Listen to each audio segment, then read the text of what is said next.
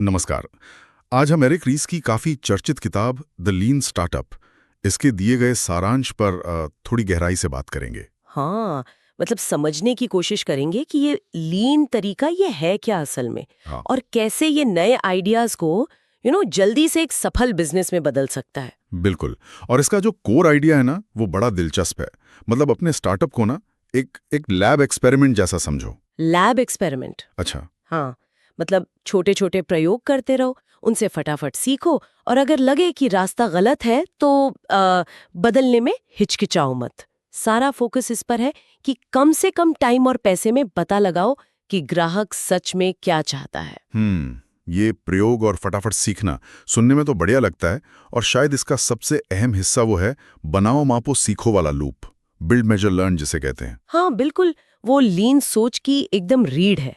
पहले आप क्या करते हैं, अपने आइडिया का एक बहुत बेसिक, बिल्कुल शुरुआती रूप बनाते हैं, बिल्ड, ठीक है, बनाया। जिसे एमवीपी कहते हैं शायद। एग्जैक्टली, मिनिमम वायबल प्रोडक्ट यानी एमवीपी। फिर आप देखते हैं कि असली ग्राहक उसे कैसे यूज कर रहे हैं, क्या कह रहे हैं। वो हुआ मेजर यानी मापना। और फिर उस जानकारी से, उस डेटा से आप सीखते हैं, लर्न, कि भाई ये चल रहा है या नहीं, क्या बदलने की जरूरत है। लेकिन ये एमवीपी वाला आइडिया, मतलब ये थोड़ा सा मुश्किल नहीं लगता? एकदम कच्चा पक्का सा प्रोडक्ट मार्केट में डालना, लोग खारिज नहीं कर देंगे? कितना मिनिमम रखें? हाँ, ये सवाल बहुत लोग पूछते हैं। देखिए, एमवीपी का मतलब अधूरा या बेकार प्रोडक्ट नहीं है, बिल्कुल नहीं। अच्छा। इसका मतलब है प्रोडक्ट का वो सबसे छोटा, सबसे सरल रूप, जिसमें उसकी मेन वैल्यू हो, जो शुरू के कुछ ग्राहकों की एक खास जरूरत पूरी कर दे, बस। ओके। परफेक्शन का गोल नहीं है यहाँ, गोल है स्पीड और सीखना। सालों लगा के कुछ ऐसा बनाने से तो अच्छा है ना जिसे बाद में कोई पूछे ही नहीं। हाँ, बात तो सही है। और यहीं पर वो दूसरा कॉन्सेप्ट आता है, प्रमाणित सीखना, वैलिडेटेड लर्निंग। अच्छा, वैलिडेटेड लर्निंग, ये क्या है? मतलब कस्टमर से पूछना कि उन्हें क्या चाहिए, सर्वे वगैरह? सर्वे से थोड़ा आगे की बात है ये। प्रमाणित सीखना मतलब असली डेटा, असली ग्राहकों के व्यवहार से सीखना कि आपका जो अंदाजा था, आपकी जो सोच थी, वो सही है या नहीं। व्यवहार से? जैसे? जैसे क्या लोग सच में आपके ऐप के लिए पैसे दे रहे हैं या सिर्फ कह रहे हैं कि देंगे? क्या वो उसे रोज इस्तेमाल कर रहे हैं? ये चीजें उनके एक्शन से पता चलती हैं, सिर्फ बातों से नहीं।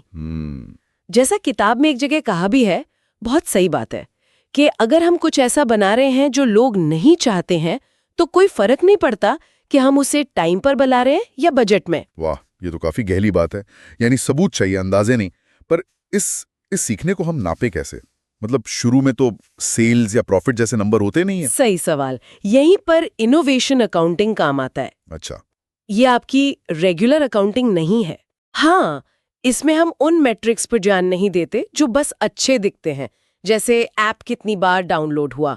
उन्हें वैनिटी मेट्रिक्स कहते हैं, दिखावटी। हाँ, वो तो बस नंबर होते हैं। बिल्कुल, हम फोकस करते हैं एक्शनेबल मेट्रिक्स पर, जिनसे पता चले कि बिजनेस सही दिशा में जा रहा है या नहीं। एक्शनेबल मैट्रिक्स जैसे कि कितने ग्राहक वापस आ रहे हैं, रिटेंशन रेट, एक ग्राहक को लाने में कितना खर्चा आ रहा है, कस्टमर एक्विजिशन कॉस्ट, कितने लोग छोड़कर जा रहे हैं, चर्न रेट। ये असली ग्रोथ दिखाते हैं। ओके। तो मान लीजिए कोई नया सोशल मीडिया ऐप है, उसके लिए एक्शनेबल मैट्रिक क्या होगा? बस साइन अप गिनने से तो काम नहीं चलेगा। नहीं, बिल्कुल नहीं। उसके लिए हो सकता है कितने % नए यूजर पहले हफ्ते में मान लीजिए 3 बार कुछ पोस्ट करते हैं, या कितने लोग अपने दोस्तों को इनवाइट भेज रहे हैं। अच्छा, इससे पता चलेगा कि लोग सच में जुड़ रहे हैं या नहीं। एग्जैक्टली, सिर्फ अकाउंट बनाकर भूल तो नहीं गए। समझ गया। तो ये मैट्रिक्स हमें बताते हैं कि हम सही जा रहे हैं या कहीं गड़बड़ है, और फिर इसी के बेस पर वो बड़ा फैसला आता है, दिशा बदलें या डटे रहें। पिवट और परसिवियर। बिल्कुल सही। अगर डेटा, आपके एक्शनेबल मैट्रिक्स लगातार दिखा रहे हैं कि आपकी शुरू की स्ट्रेटजी या प्रोडक्ट फीचर काम नहीं कर रहा, तो हिम्मत दिखाकर रास्ता बदलना पड़ता है, पिवट करना पड़ता है। बदलना मतलब क्या क्या बदल सकते हैं? कुछ भी हो सकता है। आप अपना टारगेट कस्टमर बदल दें, या अपना बिजनेस मॉडल बदल दें, या प्रोडक्ट का कोई कोर फीचर ही बदल दें। ओके। और अगर डेटा अच्छा आ रहा है तो फिर उसी रास्ते पर डटे रहो, परसिवियर और लगातार सुधार करते जाओ। ये फैसले गट फीलिंग पर नहीं, फैक्ट्स पर होने चाहिए। डेटा पर आधारित। और ये सब करने का जो आखिरी मकसद है वो क्या है? बस प्रोडक्ट चलाते रहना?